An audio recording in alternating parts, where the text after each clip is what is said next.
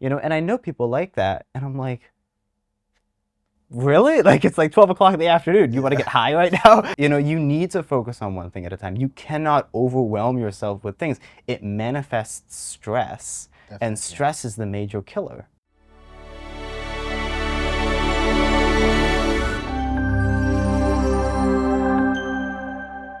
Hello, this is Patrick with The Bridge from Root Foundation.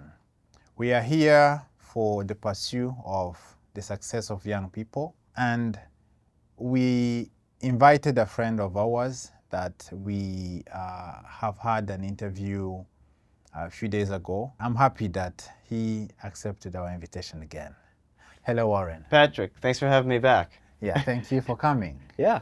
Yeah, it was really a very nice interview that you Well, gave us thank last you. time. Yeah.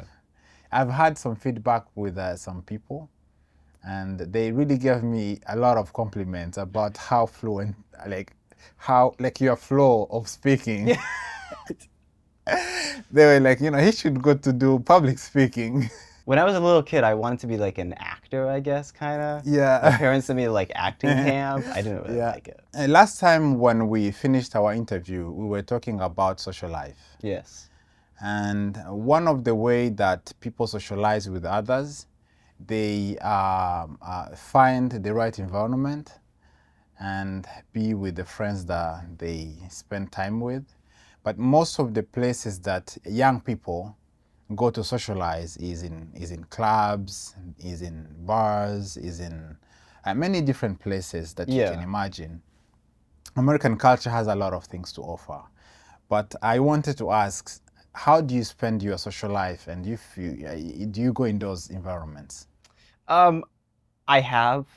And I will say that, to your point about like American culture is big, huge about like bars and drinking and smoking, and, and doing these things, and I think that that's definitely a place where you can get sucked into.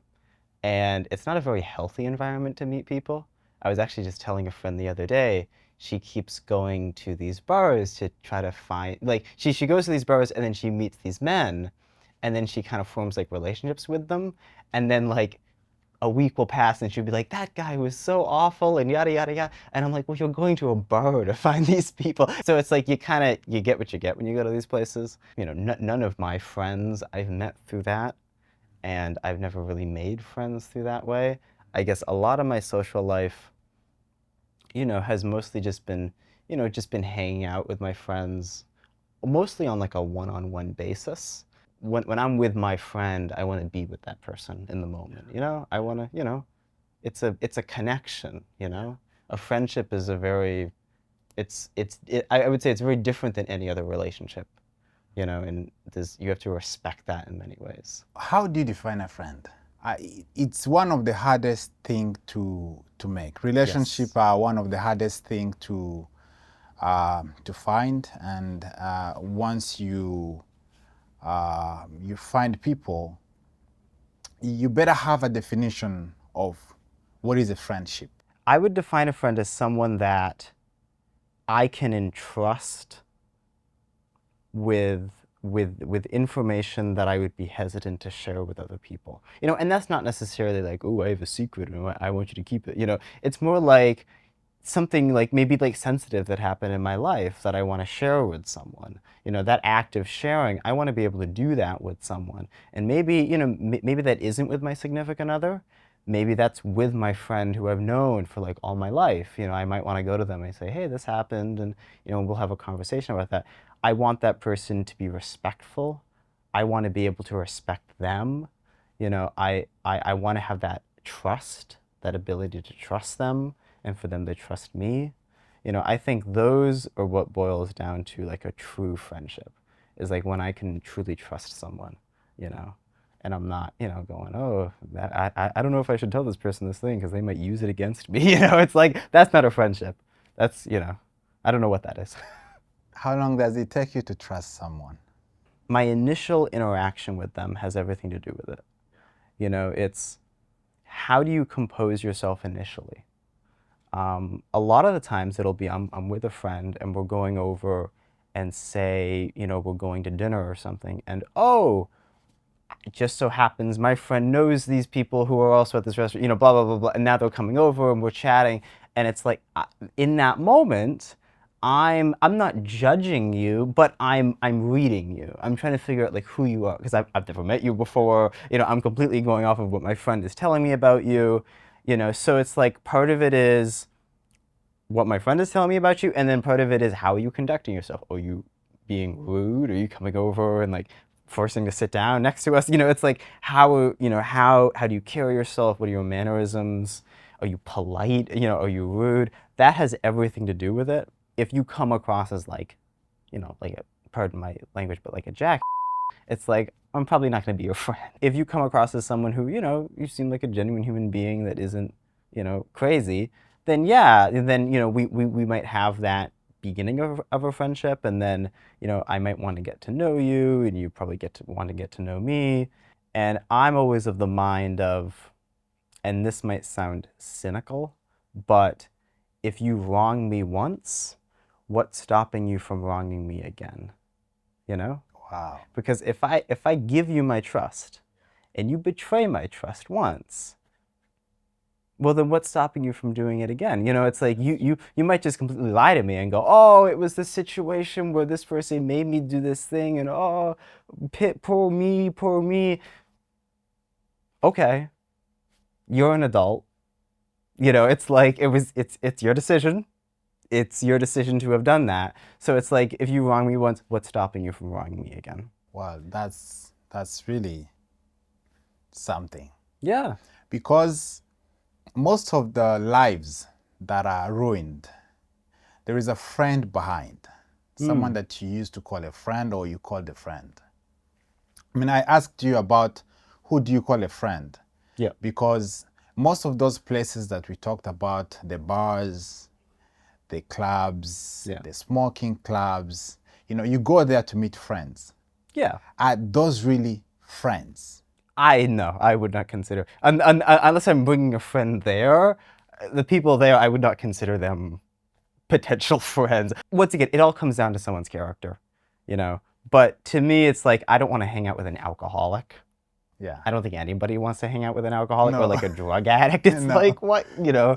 Yeah. I mean, that's really a good attitude. Yeah.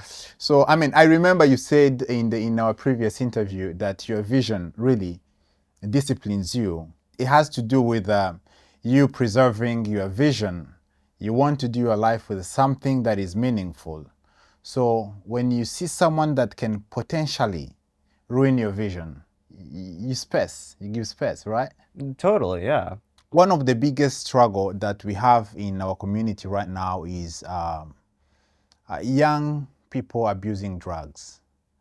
And I mean, you never know what makes someone start abusing drugs.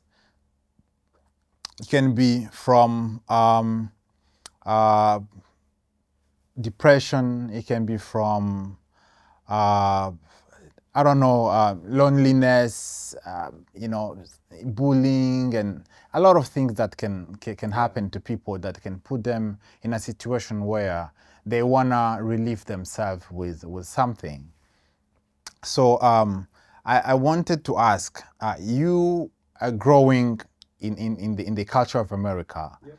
Have you ever tried to abuse drug, or if you ever tried, what made you go out? You make a good point about the culture in the United States. And the culture in the United States is it's very this, it's like, oh, I think especially with alcohol and even now with marijuana in certain states, it's, oh, well, it's recreational, you know?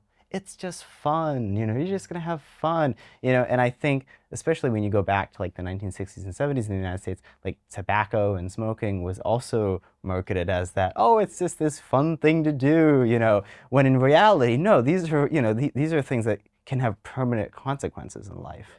And alcohol is definitely one of those. The whole idea of getting out of your own head, because sometimes your own head is not a safe place. You initially might think, oh, well, it's not going to help you. And in many cases, that it's going to worsen your emotional, well-being. It's going to worsen your social life. It's going to make you a person that people don't want to hang out around. Alcohol can be used recreationally, but it's a dangerous thing. in which it's highly addictive. It causes behavior that can hurt others, that can hurt yourself, like can put you in jail. If you decide to drink and then get behind the wheel of a car, and then you go and and kill somebody, that's on you. You chose to do that. And that's with drunk driving and stuff like that, I have no sympathy for that, because it's like you chose those steps to do those things. You drank and then decided, I'm going to get behind the wheel of a car, knowing that you're probably not in the right headspace to do that. With weed and marijuana, I should specify, here in Maine, for example, it's legalized. And in many states in the United States, it's also legalized, but it's not legalized on a federal level. And I think a lot of people, without even knowing it, have turned to marijuana or weed because of either they're suffering from depression, they're suffering from loneliness, they also could be suffering from anxiety. But I think loneliness and depression are the two main factors. People turn to weed not even knowing it. People just going, oh, I haven't gotten high today, let me get high. And I know people like that, and I'm like, really? Like, it's like 12 o'clock in the afternoon. You want to get high right now? It's like, what, you don't want to go like have lunch or something? No, I'm going to just get high. I'm like, okay. I think people, without even realizing it, are depending upon these substances. It's dependency that you don't even know about. And I think that's the scariest part about it. Wow. Is that people don't even know that they're addicted. And they are, they are dependent upon those substances.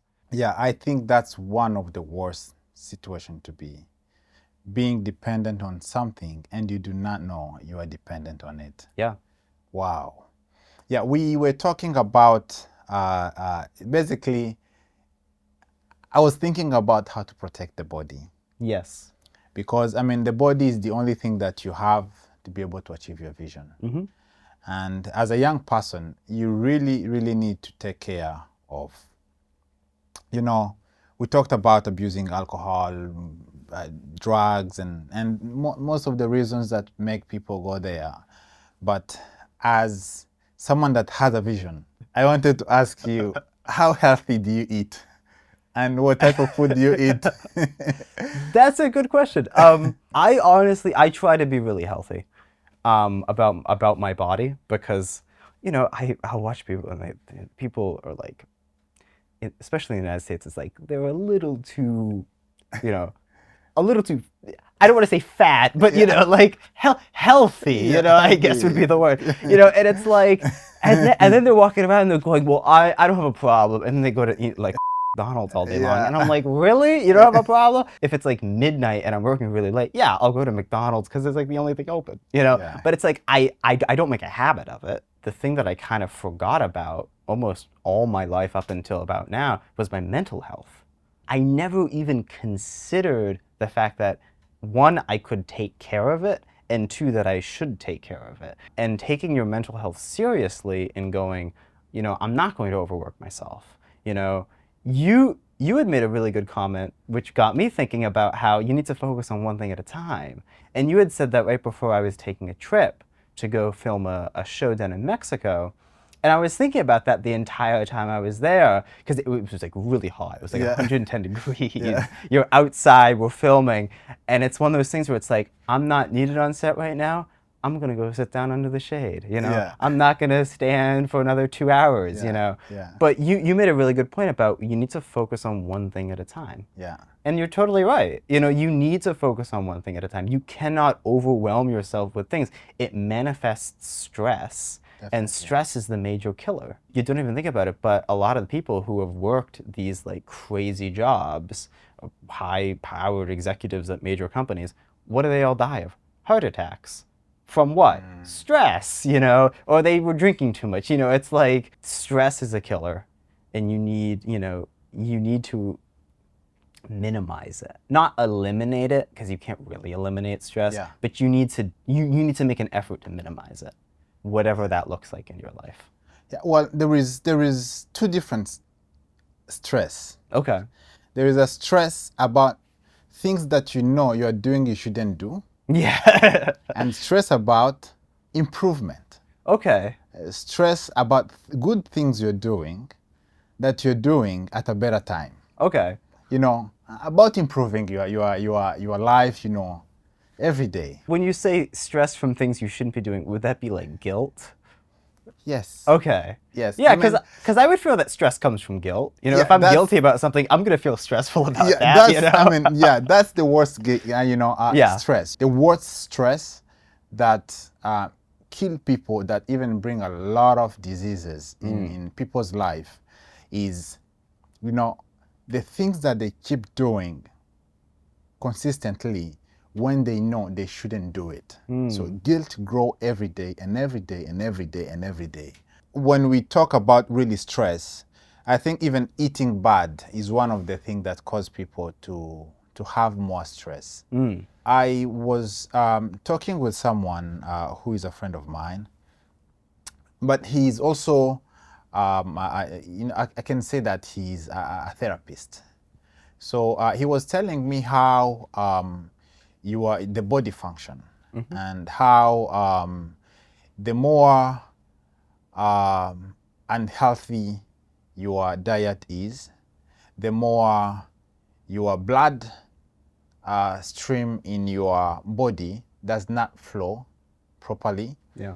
and the more tired you become easily, and the more stressful your whole body become. Yeah. So diet really is one of the best thing to take care of. Another question that I had, so everyone when is growing, they want freedom. You are disciplined with the parents, the parents discipline you. They want to measure or limit most of the things that can be harmful from you by disciplining you, giving you things that you should do, things you shouldn't do, places you should go, places you shouldn't go. And most of the places that they direct you, they are looking for places that can make you grow. Yeah. But when we think that when I grow, I will do so and so and so, I wanted to ask, when you got your freedom, how did you manage that? And what did you use it for? That is actually a good question, because I think about the time I first got my driver's license when I was like 15, 16 or something. And like, I was like, this is the coolest thing ever. I have my driver's license. I can drive wherever. And it was like cool for like about a day. Yeah. And then it was like, oh, well, I gotta wake up and I gotta drive to school, or I gotta drive to work. You know, it's like nothing's really changed.